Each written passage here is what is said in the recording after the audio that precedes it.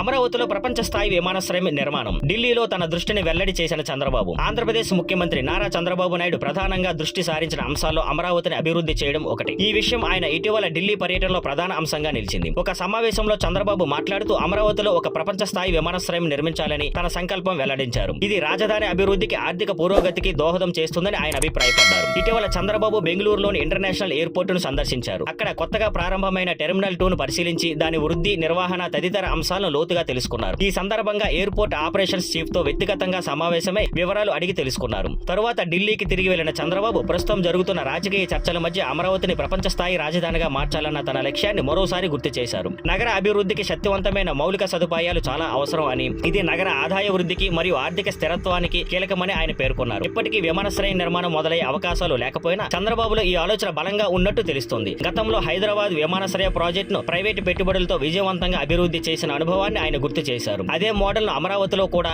అన్వయించాలన్న ఉద్దేశం ఆయనకు ఉందని వెల్లడించారు. Thank you for watching. Please like, share and subscribe.